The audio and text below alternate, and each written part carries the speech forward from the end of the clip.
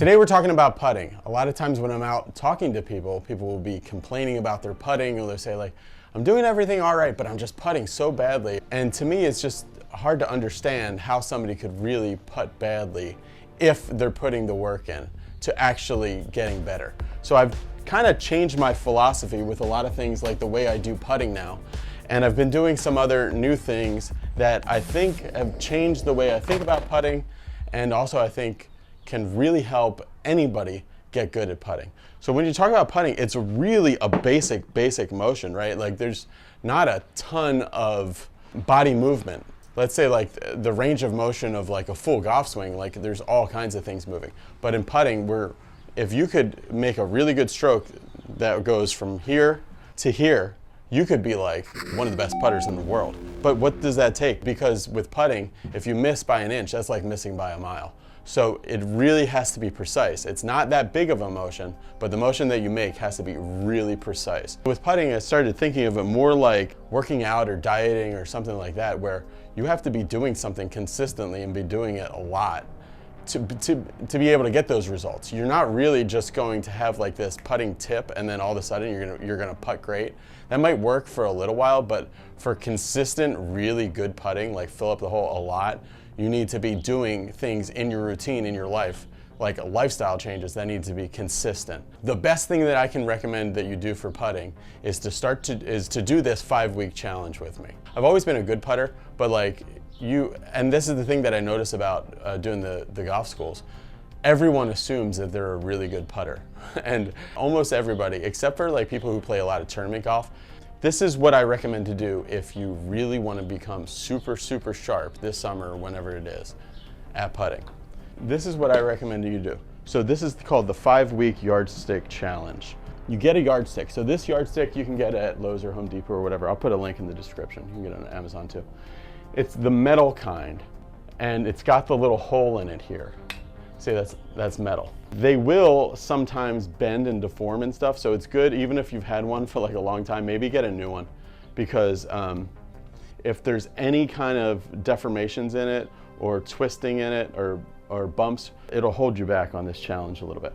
So what you do is you line it up. You can do it on any flat surface. You don't need to have a hole or a putting green like I have here. You can do this anywhere. But your surface has got to be super flat. It can't have any curve to it at all, or else you won't get a high score and you'll get demoralized. And this is all about building confidence. What you do is you put a ball there, and then there is a spreadsheet that I'm gonna put a link for in the description to this video. Somebody that watches Be Better Golf put together, somebody from Europe, and gave it to me years ago, and I never really did it. But it kind of is like this. I'll show it on the video, but you have to do it every day for 5 weeks. And every time you hit 10 putts down this yardstick, you put a number for how many times you were actually able to get it rolling off the end of the yardstick, okay? There's gonna be no real technical instruction here.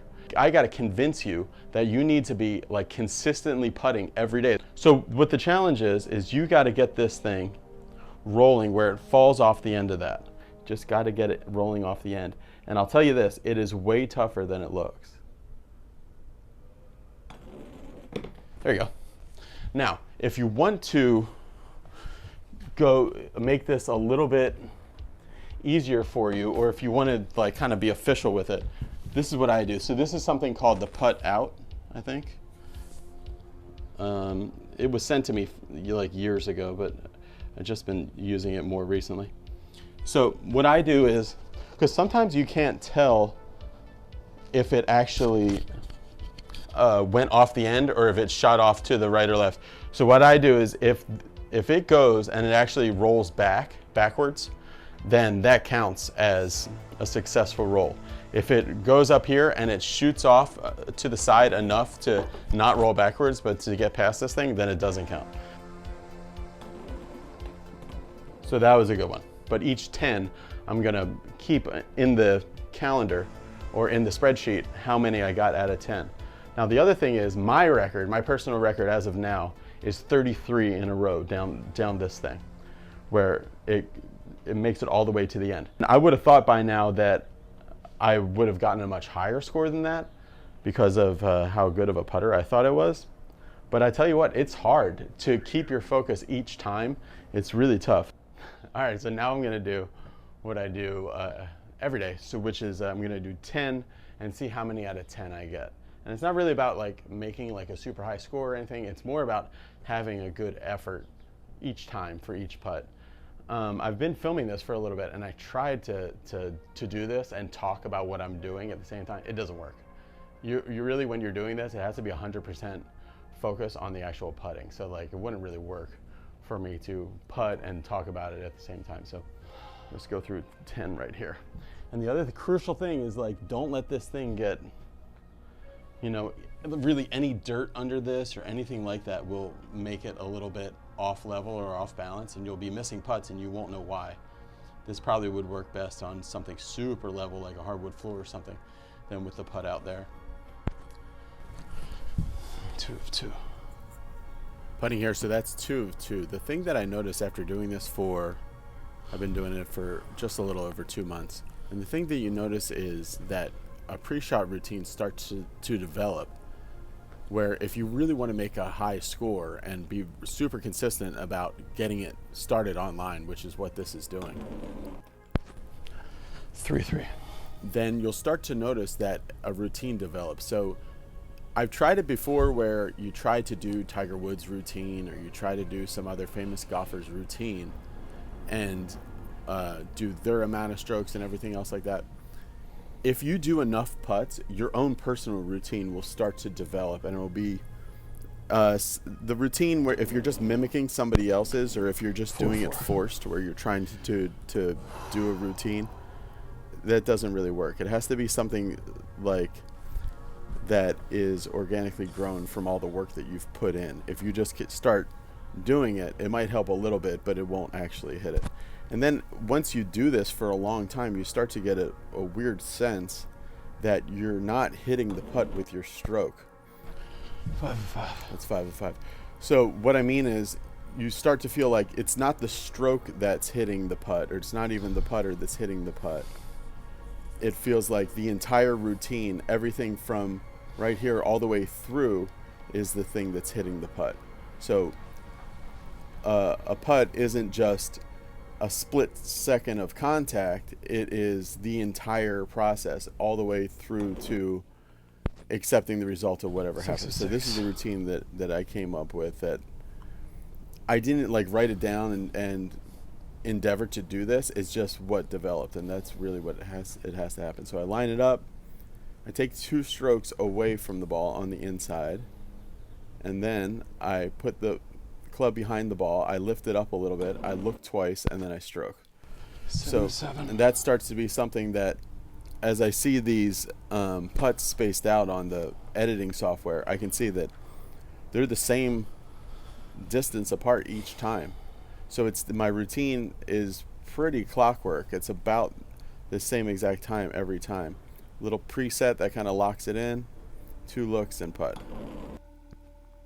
And then when you bring it out on the course, you'll start to feel that, okay, once you've started your routine, you're already hitting the putt. So that when the putt goes off your putter face, it feels like it's just kind of something that's happening, and it keeps this stroke better because nothing sudden happens. And anything sudden that's happening can affect the face. And also, 9 of 9. If you don't have a routine like this, then other thoughts can start to creep in your head. Right now I'm thinking, oh boy, now that was 9 of 9. This is for 10 out of 10. I would really hate to miss the very last one. But the louder that thought gets, or any thought like that gets, the more intense you have to be concentrating on your routine. 10 of 10. All right, so that was really hard. Like, not that making 10 of these putts is that hard, but when you're really, really focusing and you're trying to do it in a row, like all in one group, it takes a lot of like mental focus, and that's really what you're building up, is that mental focus. And then all different kinds of thoughts, just like on the golf course, like all different kinds of thoughts start running through your head about, oh, that would be good to get 10 in a row, or you're at 5 in a row and you're like, okay, I could still miss all these. Like all different things start going through your head. And it's just like the mental battle that you have on the golf course. So the best I've ever done is 33 in a row.